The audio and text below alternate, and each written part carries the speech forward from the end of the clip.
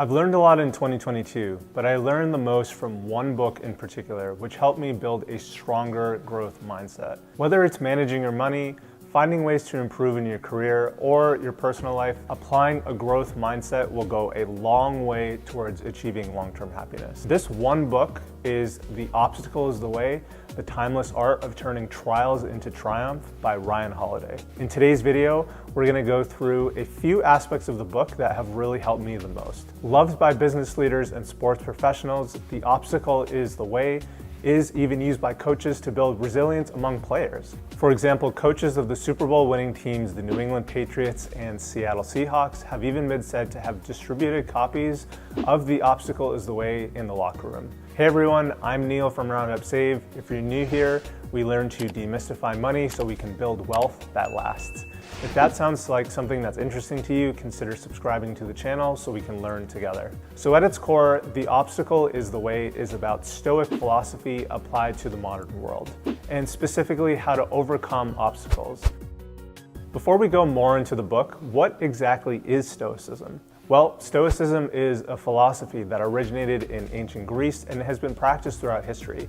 It teaches the development of self-control as a means of overcoming adversity, and the philosophy also emphasizes the role of reason and virtue in achieving happiness. Some of the ideas in Stoicism include the belief that we should focus on what we can control and let go of what we can't control, and that we should really strive to build a rational and resilient mindset to prepare for whatever life throws our way. So The Obstacle is the Way is one of several books on Stoicism that Holiday has written, and what I like is that each of his books really explores one specific element. In that way, his books are complementary while not being repetitive. Some of Holiday's books on modern Stoicism are Ego is the Enemy, Discipline is Destiny, Courage is Calling, and Stillness is the Key. As the titles sort of imply, each book gives you different tools that you can apply in different situations of your life, and that has been used for thousands of years dating back to the ancient Greeks. I've noticed that Holiday has a voice in his writing across all of his books, and it's informed by ancient Stoic philosophy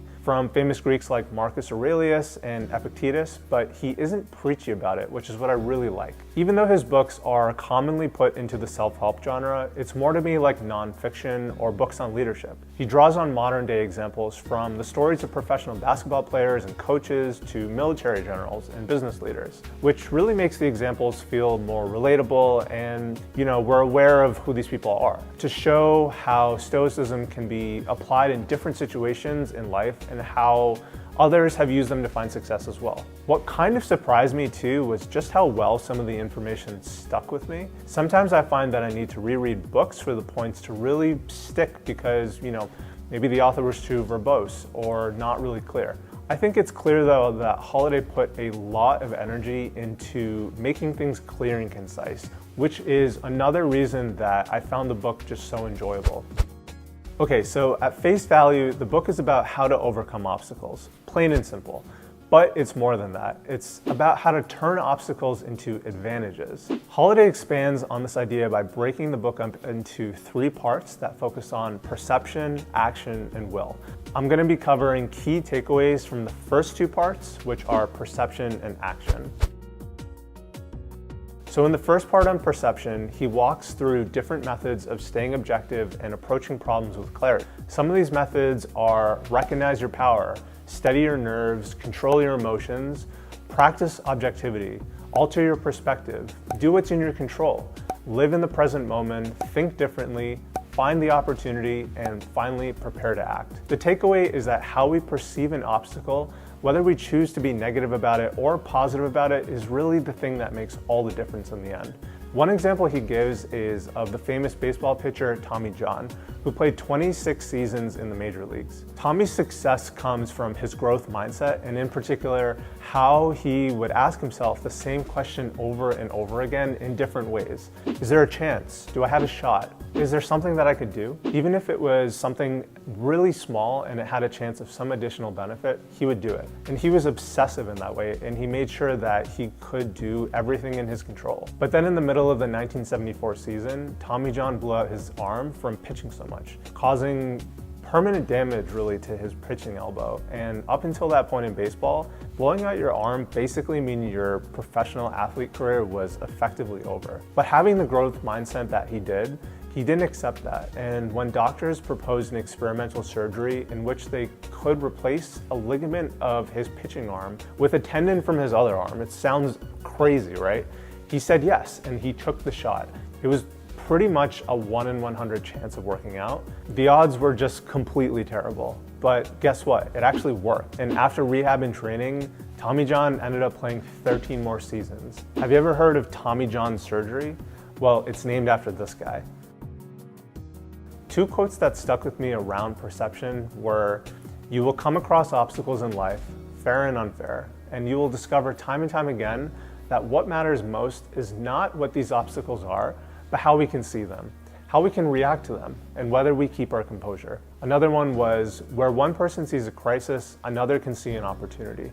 Where one is blinded by success, another sees reality with ruthless objectivity. Where one loses control of emotions, another can remain calm. Desperation, despair, fear, powerlessness, these reactions are functions of our perceptions.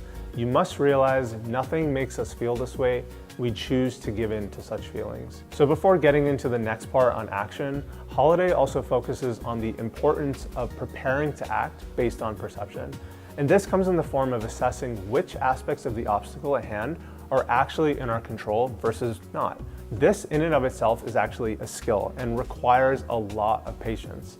Here's a few more quotes that stuck with me on this point. "It's a huge step forward to realize that the worst thing to happen is never the event, but the event and losing your head. Because then you'll have two problems, one of them unnecessary and post hoc. And the second was focusing exclusively on what is in our power magnifies and enhances our power."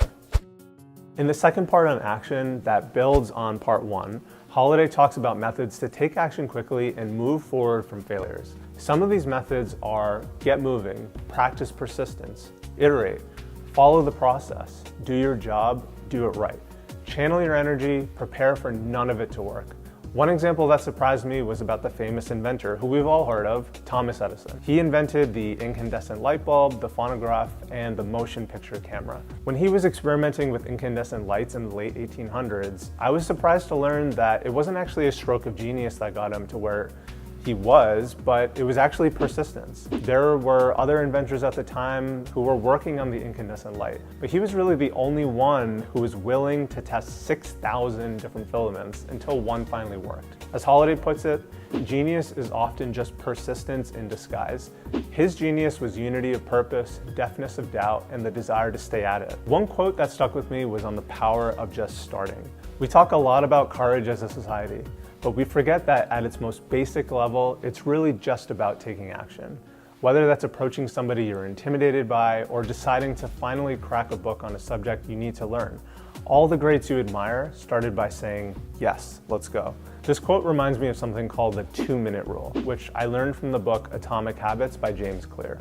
The 2-minute rule is an easy mind trick to get started on things. It works by sort of convincing yourself to do something for just 2 minutes, which allows you to get into a flow state and build up a habit over time. For example, you might be trying to read more before you go to sleep. Just try reading for 2 minutes before bed. That's easier than committing to a full hour or some arbitrary number of pages. More than likely, you'll want to read more than just 2 minutes. Same goes for reviewing your finances or maybe learning about investing. It allows for perception to change by taking action first. Here were some other quotes from this section that stuck with me. "It's supposed to be hard. Your first attempts aren't going to work. It's going to take a lot out of you, but energy is an asset we can always find more of. It's a renewable resource. Stop looking for an epiphany and start looking for weak points. Stop looking for angels and start looking for angles. There are options. Settle in for the long haul and then try each and every possibility and you'll get there." Here was another one.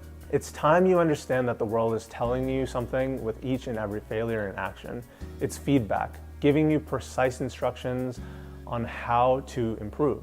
It's trying to wake you up from your cluelessness. It's trying to teach you something. Listen. Lessons come hard if you're deaf to them. Don't be." And finally, "We are A to Z thinkers, fretting about A, obsessing over Z, yet forgetting all about steps B through Y." So yeah, I would definitely recommend picking up The Obstacle is the Way and giving it a read. There's a lot more examples like the ones I picked out too. I'll link the book down below in the description. Thanks for sticking around till the end of the video. Let me know if you have any thoughts or questions in the comments below. And until next time, keep on thinking long term and take care.